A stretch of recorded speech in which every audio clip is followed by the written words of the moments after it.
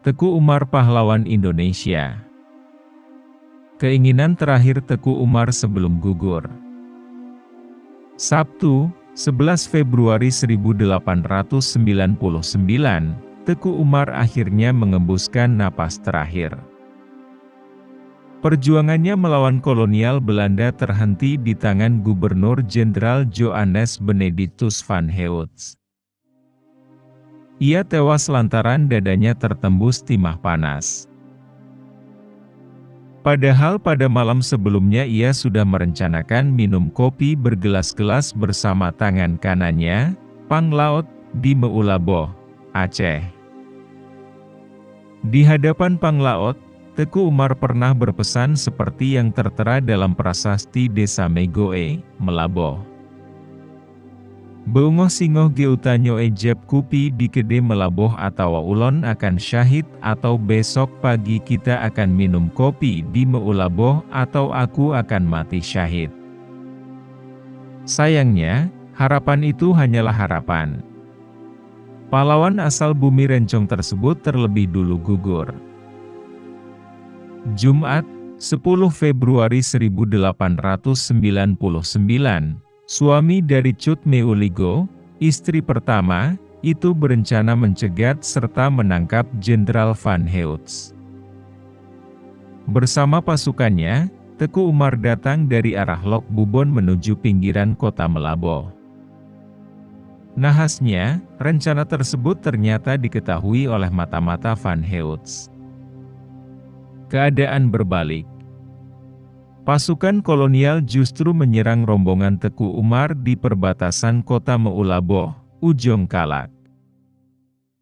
Meski demikian, selama menjadi pemimpin dalam Perang Aceh, sejarah mencatat beberapa taktik Teku Umar membuat kolonial Belanda kewalahan. Mardana Safwan dalam buku Teku Umar menjelaskan, taktik yang dilakukan oleh Teku Umar kerap menuai pujian. Sebagai contoh, dalam peristiwa penyerangan kapal Nicero dan Hok Canton yang terbukti membuahkan kesuksesan. Hasilnya, banyak senjata kolonial Belanda yang berhasil dirampas para pejuang Aceh di bawah komando Teku Umar. Meski di sisi lain menimbulkan korban jiwa dari para pejuang dan juga rakyat Aceh. Selain itu, taktik lain Teku Umar yang mengejutkan adalah ketika beliau bersama 13 panglima bawahan dan 250 pasukan menyerahkan diri kepada Belanda pada 30 September 1893. Di hadapan pemerintah kolonial Belanda, Teku Umar mengucapkan sebuah prasetya. Sumpah tersebut diucapkannya di depan Gubernur Militer Hindia Belanda di Aceh pada waktu itu, Jenderal Christoffel Dijkherhoff.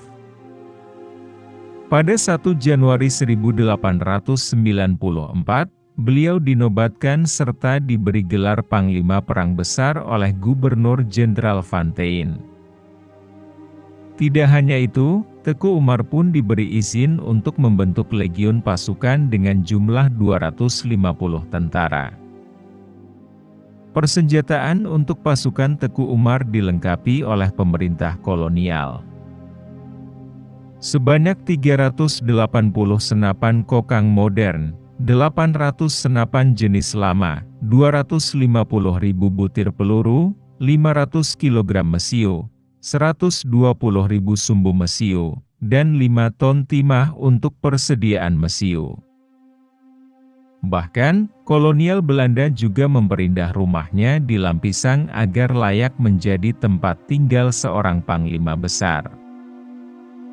Di halaman rumahnya dilengkapi 2 meriam kecil.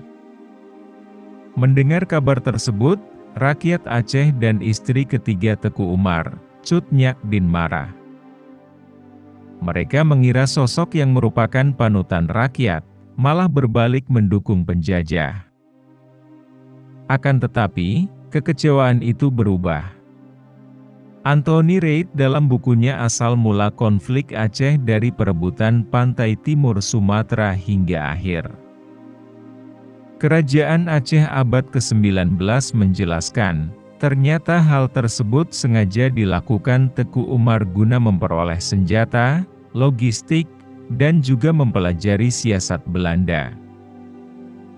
Setelah merasa tercukupi, Teku Umar kembali mengangkat senjata bersama rakyat Aceh dan Cut Nyak Dien. Kolonial Belanda pun mengalami banyak kerugian. Untuk mengenang jasanya, berdasarkan SK Presiden Nomor 087 TK 1973 tanggal 6 November 1973, Teku Umar dianugerahi gelar Pahlawan Nasional bersama istrinya, Cut Nyak Dien. Taktik atau strategi perang Teku Umar merupakan tamparan keras bagi kolonial Belanda. Beliau tidak hanya melawan secara frontal, tetapi juga menggunakan taktik mengelabui dengan berpura-pura bekerja sama dengan kolonial Belanda.